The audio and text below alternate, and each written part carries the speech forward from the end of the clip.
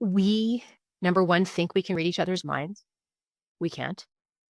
These future plans and visions require alignment, that we're trying to aim in the same place, and that will not happen without a conversation, period. I don't care who you are. So first of all, transparency assumes that the parents have a really good handle from a financial acumen perspective, which Here. they may, but they may not. It also is the intersection. Sometimes there's shame around the financial position, either sometimes due to lack of, but sometimes due to abundance. They don't want to tell their kids how much there is for fear of the fights that might ensue or the assumptions. Right. There's something that happens in our culture that to admit we don't know the answer is there's a stonewall, there's a block. There's like, nope, we're not going to admit to that. And I firmly believe that that is a foundation of leadership. Put your hand up. I don't know, but let's figure it out. Welcome to the Farm Family Harmony podcast. I'm Elaine Fraze, Farm Family Coach, here with another episode full of transition tips, tactics, and sometimes hard truths to get harmony on your farm.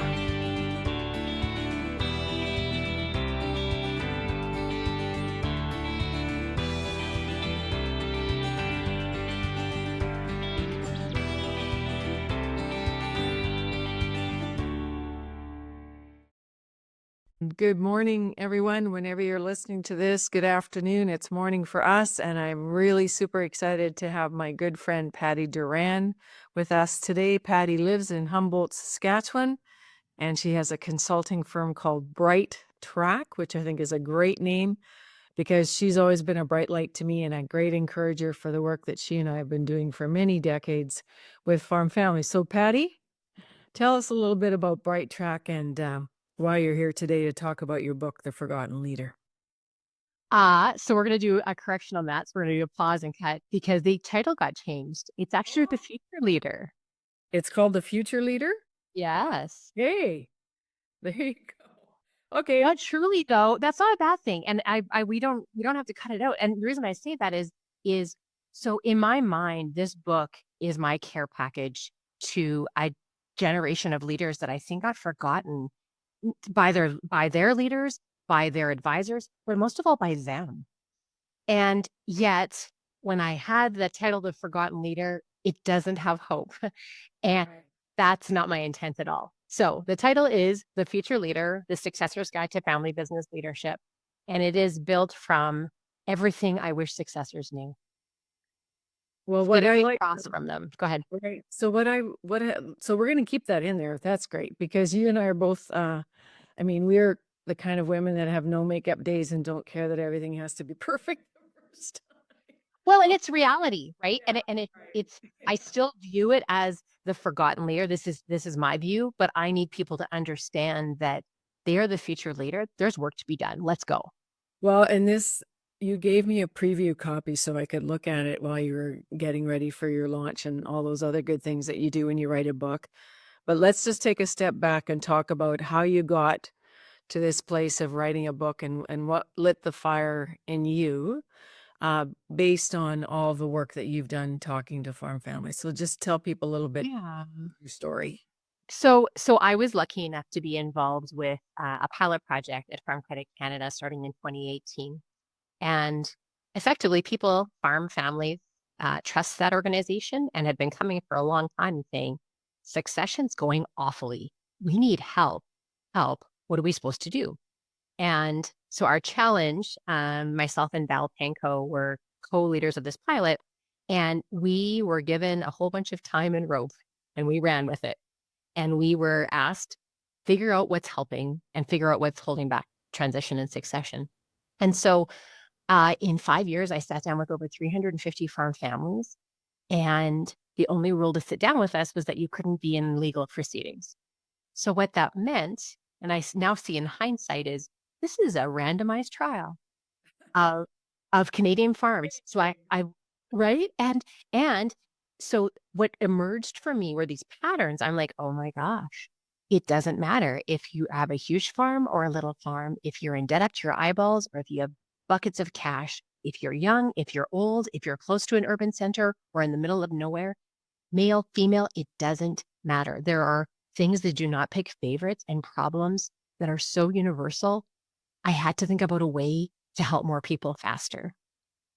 And so I departed FCC just over a year ago, and Brightrack Consulting was named based on people telling me that I helped to shine a light on the path. Good. And the book is one of many projects I've been working on, but by far the most ambitious. Oh, and I've written books too, and I know that what it takes. So congratulations, Patty. So is it launched already? How do people find your book? Let's get there right fast. Sure, absolutely. So go to thefutureleader.ca. Okay. It is in pre-ordering right now. It will be launched officially as of January 1st, available in print via that website, in ebook format on Amazon and on Audible. So my target audience, I really want to put this in people's hands at a young age, much sooner than they tend to realize some of the leadership needs. So I'm Mhm. targeting ages 15 to 25. These are not known to be readers. And so audiobook was a really high priority. Right. And did you do the voiceover in your own voice? I did. It was recorded in my closet last week, which is the home sound booth, the best audio available. Right. That's awesome because that took hours to do. That's good for you. Congratulations. Farmers still tell me that they don't have time to read, so now there's no excuse not to read The Future Leader. So let's dig in to some of your key messages because one of the things, and I was just going over your table of contents again, is um, the style of the book is between Kelly and Jordan. So explain how that conversation came to mind that that's the way you wanted to write it because it reminded me of The Wealthy Barber for those folks listening who listen to that. So Yeah, that, thanks for noticing. oh, that's really cool. So tell us about Kelly and Jordan. Well, the where they originated is I wrote literally what is everything I wish successors knew and had witnessed they were commonly missing. But then who wants to read a textbook?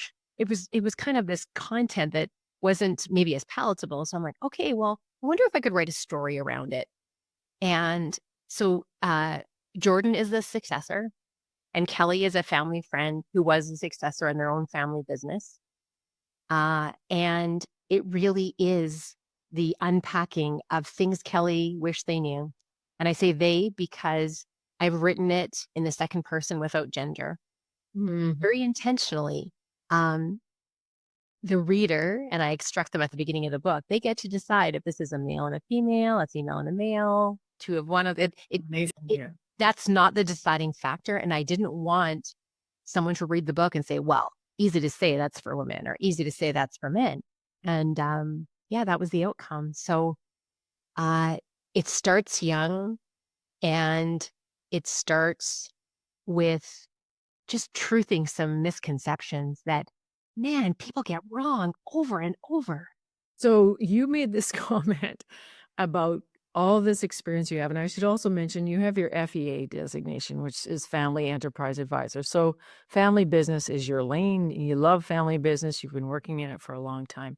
But so I'm just going to throw these words out at you, and you can just Like, pick whichever one you want. So basically, it's what folks didn't know about future leadership, and especially in that generation of successors, right? So here, I did an alliteration: assumptions, accountability, avoidance of talking, awful habits, assessing finances, and how to adopt good habits. So which one do you want to unpack? that's why I had to write a book. This is not an article. This is not one podcast. This is not like it's not a keynote. It is such a broad topic. And as you're listing it, that's what I would describe it. The book is a mile wide and an inch deep.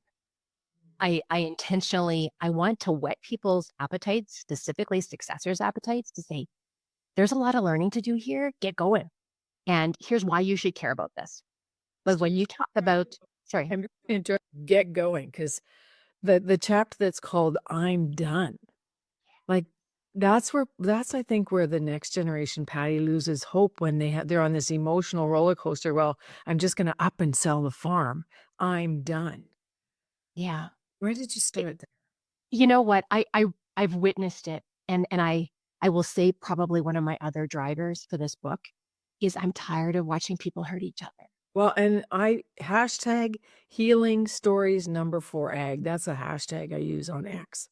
Yeah. I'm with you totally on that. And where is success?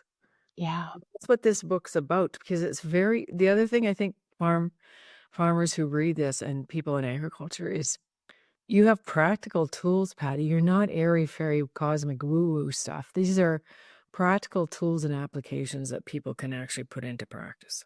Thank you for that. There's a significant appendices with that in mind. One thing I certainly realized in my time was that very frequently advisors will guide their one-on-one clients to say, "Go and talk to your family about this," or "Go and have this conversation about wills, about estates, about powers of attorney, about healthcare, whatever you fill in the blank." What I recognize is like people literally don't have the language. They've never had these conversations before. So it's not a lack of intelligence or care. They just don't know how to do it. And so the book is strongly built on language. And here's how you might ask this. Do you know the answer to this question? If you don't, where are you going to find it? Here's what this could look like. So it's instructive, it's guiding, it's questioning.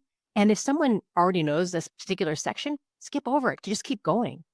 Um, I do want to go back to something you asked earlier about all the words, all the A words, the assumptions. We, number one, think we can read each other's minds. We can't. These future plans and visions require alignment that we're trying to aim in the same place, and that will not happen without a conversation, period. I don't care who you are. Now, how do you have that conversation? That's where some of that scripting comes in. The other assumption, um, the successor's job is to work hard and wait. And For what? I know they're craving action. I know it. They've told me, what am I supposed to do? And some of them friggin' you've seen it. They go off and do things like, yeah, I went and rented another quarter of land, or I bought some head of cattle, or I did this. I'm like, whoa, time out. There are so many things you can do to prepare yourself as a leader. And in my opinion, very few of them are operational. I don't care how well you can put a crop in the ground. I don't care how well you can sort cattle for breeding purposes. I want you to understand what leadership looks like, sounds like, feels like. So let's unpack that because the book is now called The Future Leader. And I think you're talking about working with other people and leading other people and management and making decisions and being timely. So, the future leader, describe the ultimate goal here. I think that sitting across from successors, and you described it right there, they're in their 30s and 40s and 50s when they realize they're missing these key leadership things. So my question to myself was, what if? What if we could roll back the clock and people had self-awareness? Mm-hmm. They had a sense and were assessing their own abilities and skills and where they could build. They had a practice of building those over time. They had some conflict resolution skills and um, and an advisory team around them to help them with that. If they can build that over time, it's much less forcing and trying to scramble to take care of it late in the game when the title's handed over to you. Oh, but Patty, we're too busy to plan, and talking's just not helpful. That's why you just start sooner. I I I really believe that we can help these again, these are intelligent, caring people. And I know agriculture, I know it deeply. If there is a good, effective idea, they freaking adopt it. They do it. They are incredible at implementing things. So I believe I want to put this tool in their hands so they can do it because literally nobody else can. Well, and you also used another word that starts with an A, and it's awareness. And the other A word you used before that was alignment. And so when I'm talking about culture of say a young I'm thinking in my mind's eye a young person coming home from the University of Saskatchewan with their ag degree because you live in Saskatchewan. Yeah. And they have all these bursting ideas and things that they've learned and what they want to put into practice. And you and I both have connection with 4-H and the old learn to do by doing things. But where is it written, first of all, that these future young successors need to suffer or need to wait? And so the Right. culture I want to help create with your book, which I think is fantastic, is decision making at an earlier stage, Patty. And how do you make decisions as a young successor and a future leader of this farm if you don't have a plan or a learning plan. So we have this mutual friend, Dick Whitman, who has this performance appraisal. Like his questions are burned into my mind. And the first one is, what are your strengths? What are you not so good at? Your weaknesses. But the third question is, how can management support you more? And the fourth question is, what is your learning plan? So would you not say that your book is also a really good learning plan for It, young it, leaders? it's it's really designed as a place to start. So as I said, it doesn't go too deep, but it's like, okay, so here's the breadth of learning that is going to be helpful. I also go into the way that we learn and thinking about, okay, how do I learn best? Where is the best place to learn? What is that going to sound like? And then sprinkle liberally throughout the entire book is our action tasks. So based on each topic, how do you need to implement this? And sometimes that's going to be, okay, where is this training going to be from? Or how am I going to prepare for this conversation I really need to have? What are the questions I actually don't know the answer to?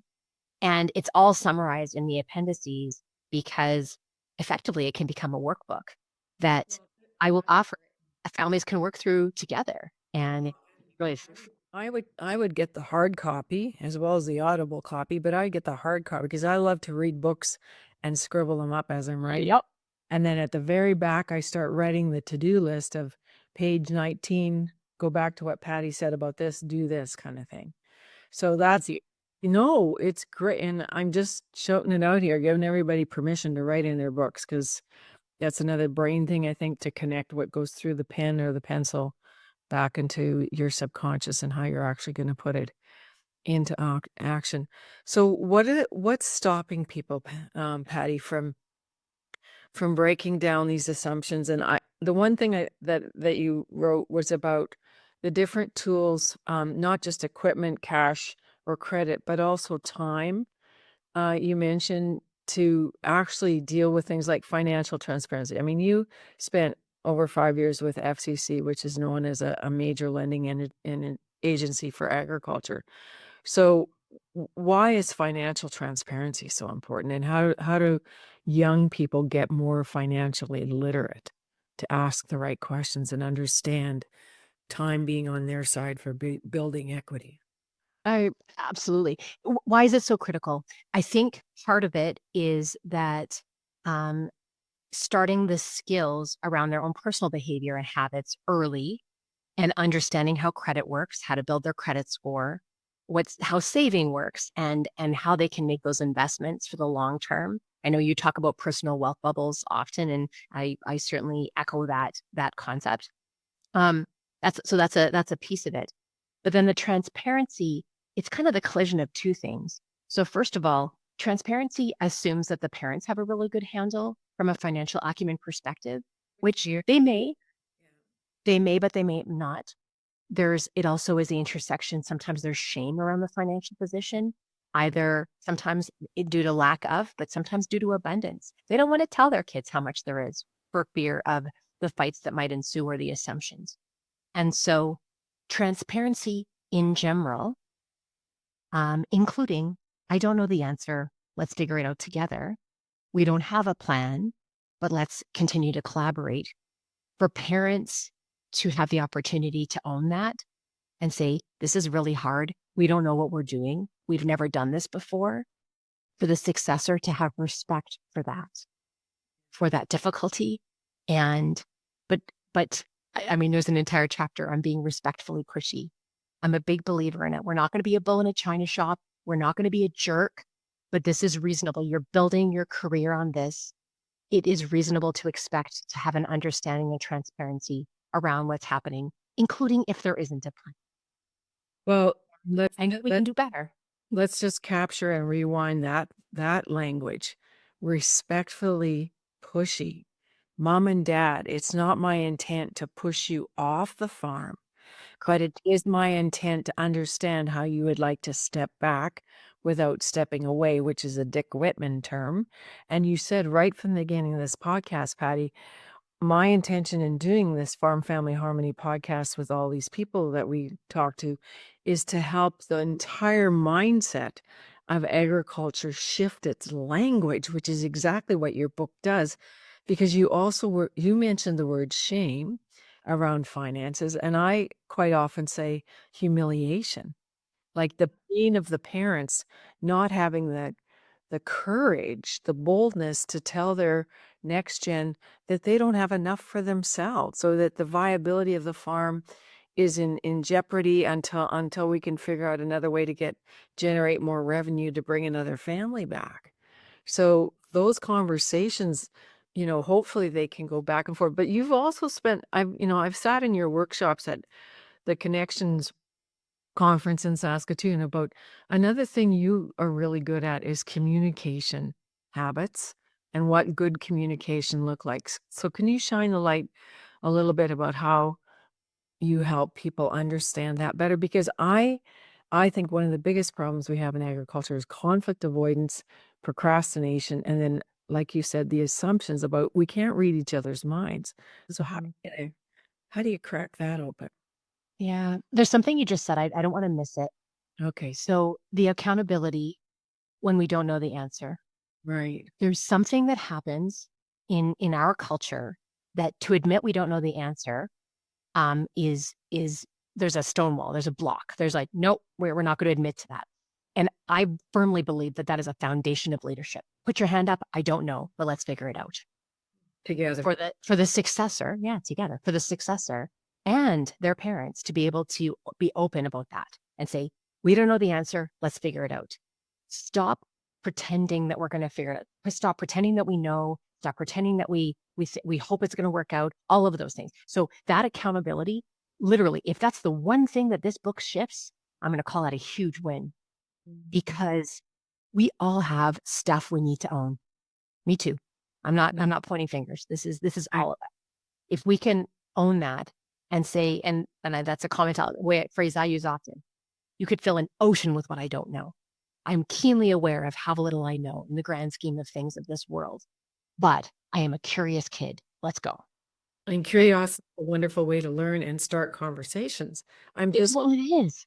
Yes. You seem to be really resistant about showing me the financial picture here, but data is important and we can't change what we can't measure. And don't be afraid that my wife and I are going to be gold diggers here. We want to be active partners in this farm.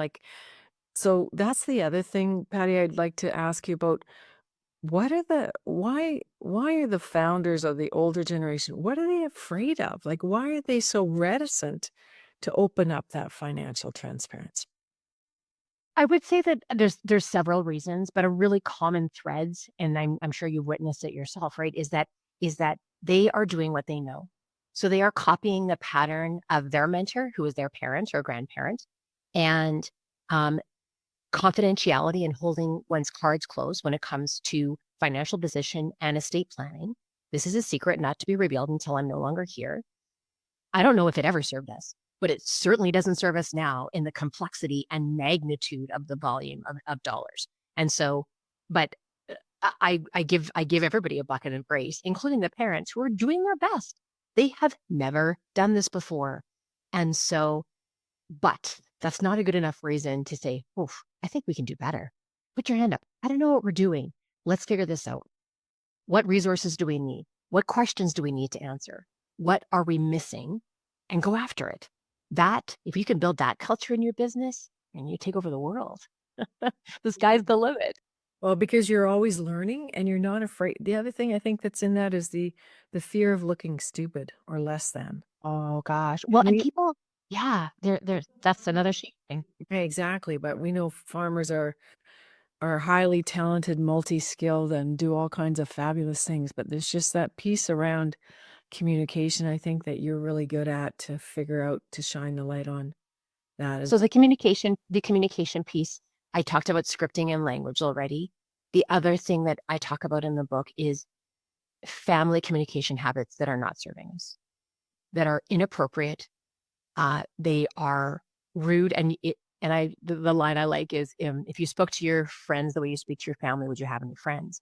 There are completely unacceptable blow ups, silent treatment, eye rolling, um, uh, venting elsewhere, but not actually talking to the source. exactly, all triangulation. Yes. Yeah, trick. I'll just go like this for now.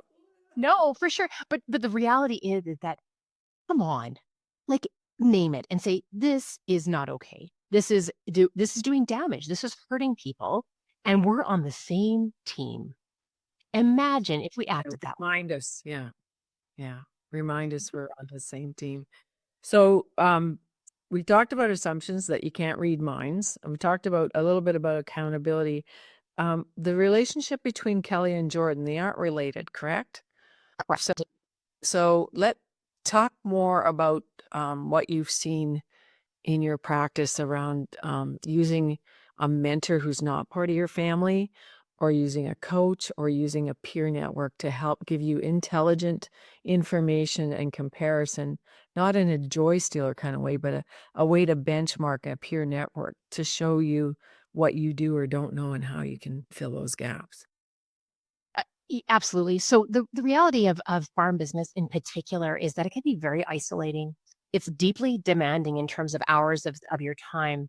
And so if you don't have another example to look at, if your sample set is one, your one business, and that's all you make your decisions on, it is not nearly robust enough or robust to reflect what's possible today. We have access to an incredible wealth of information online, virtual meetings, but also just getting away and getting off the farm and going to meetings or peer groups, as you said.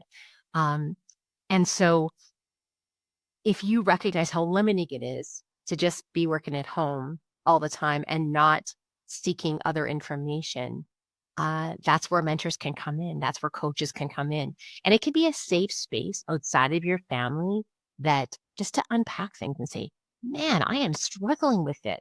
Let's talk about it. Let's talk it through. Someone who doesn't have skin in the game, who doesn't have to come to Christmas dinner, who doesn't have to um, be a part of other negotiations or relationships in the family, can just open your eyes to what else might be going on and help you question your own assumptions, which I believe is actually a coach's most important job. Whatever view you have, my view is kind of irrelevant, but I want to flip it over and give you the opposite view and really help you to think about. Well, and you just mentioned the phrase powerful question. So we've also talked earlier about curiosity coming from curiosity. In your book, Kelly is giving Jordan good scripting samples, and the other thing I like is at the end of each chapter there's always a sort of a recap in terms of task and what needs to happen first. Um, the idea that you know, having a learning plan, Patty, I think, planning to some people say, "Oh, this is gonna be boring." Um, and in Barry Johnson's work, he talks about polarity. So a polarity is something that's never done. And my concern for the future leaders is the amount of dollars they're managing, because as you said, the numbers are bigger and more complex and many layers. Um, but these young people also want to have a life, and they're not gonna well, in my experience, they tell me, they say, "Elaine, I can't work 120 hours or more a week. I don't take pride in workaholism and not paying attention to the health of the family." So where does Jordan fall in that with the mentorship from Kelly? Like, is there another book coming? It's kind of a running joke amongst, some colleagues and friends, this is the first book, and I've really stuck to my, "Let me get this done well, and then we'll talk." Um, but I think you're right. I think there's further potential in how do you live it? How does it keep going, and how might it evolve, and how do you pivot? One of the things with planning is that I always encourage people, like, write it in pencil. Right? This is an idea that we're trying to all pull in the same direction, but adjust on the fly and say, wow, our circumstances changed. Someone was added to the family, someone passed away, there was a divorce, who knows? The farm expanded, there was an opportunity to downsize, but value add, who knows? So try not to predict those things necessarily, but just keep the conversation going so that you can grasp those opportunities when they happen. The thing with a plan, I would say, um, I'll push back. You will be very hard pressed to find a corporation that does not function with some type of performance evaluation and ongoing goal setting and associated bonus structure and compensation associated. And they do that for a reason because it makes them money. People understanding their purpose, what they're aiming for, what they're striving for, makes a difference in their function. And I'll say that that's the cover of the book is a hand striving to reach for the key for leadership. And that function on an ongoing basis, living that lifelong learning, planning process and ongoing communication and relationships, it's magic. So start early. Let's go. So, on that note, you are doing something now at Brightrack Consulting that keeps you fully alive and gives you passion for agriculture. What is that purpose? What do you want to give Patti through your writing and your speaking and your coaching? What So drives you? my big horizon goal, and they call it big hairy audacious goal, the BHAG, is I look forward to a day when Canadian family businesses are looked to as an example of communication excellence. Because right now we're the butt of the joke, and I know in my heart of hearts we can do better. And so everything I do, whether I'm coaching families and helping with strategic action planning, or delivering keynotes, or leading workshops with advisors, or launching this book, is about taking steps towards that ultimate goal. Am I And likely to achieve it in my lifetime? That kind of doesn't matter how it's because planet really gets possible. right. And again, a book is a legacy piece as well, because a book has now been produced, The Future Leader, and it's at futureleader.ca. You've started planting the seed. As you said, your goal was also to reach a larger audience, because I think there's in the neighborhood of 195,000 farms in Canada. Correct. A few less now, but you're also able to work with families who aren't in agriculture because you're a family enterprise advisor. So if you had a tire shop in Humboldt or Yeah. uh, Hardware store, crazy. exactly. Manufacturer. The actually, I'll say that. So I want to specify the website is thefutureleader.ca. So just for clarity, but the other challenge I just said I didn't give Jordan and Kelly genders. I also challenged myself to not mention agriculture once in this book. Now, farmers have read it and they see themselves. It's very clear. But I just shared it with a hardware store owner last week, and they said, based upon the first conversation, the first chapter in the book, they said, "Is there a microphone in my staff room?" That's awesome. And so these are universal family business issues, and Yes. we can do better. Yes. So, of all the things that we've talked about this morning, what do you want to land the hardest, or the nugget that you want people to hang on to in terms of I just the one thing? Yeah, when I wrote this book, it gives me so much hope. And I wanted to give these business families hope. I want successors to have a clear understanding of their job and preparing themselves. And I believe I've done it in an accessible way. And as a business acquaintance told me, he said, "Patti, you've done the work. Now it's our job." Great. And so we're going to take that up as a challenge and carry the torch with you, because we all who are working, whether it's in agriculture like we are at Farm Family Coach, or the hardware store owner who's just affirmed the writing you've done, Patti. I think we want every family and business everywhere, no matter what kind of business it is, to have the tools they need to be successful.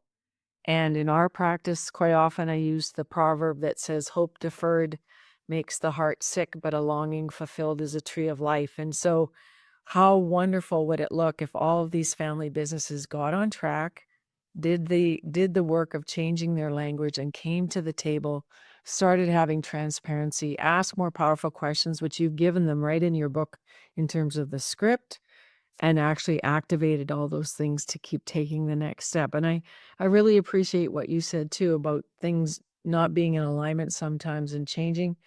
And so maybe I have to start writing in pen and start writing in pencil. Anyway, it's so good to see you today. And I just Want to give a shout out to the woman in BC who's my running buddy. I don't run, but she does, listening to this podcast. And Patti, your story of the hardware business person saying this book is for us as well makes my heart sing as well, because you've started something now that is going to build and build, and because it's practical and so usable, I really look forward to seeing those book sales really soar, and especially on Audible, because there's no excuse. We're all busy, you can be overwhelmed, but you can also choose to be a lifelong learner. And Patti Durand, thank you so much for all the work you've done, and keep doing good work. And we'll see you next time. So thank you, folks, to Patti and to the listeners. Please let us know what you're doing while you're listening to this podcast, because that would be fun to hear. And we'll see you next time. Please share this with a friend. Bye for now.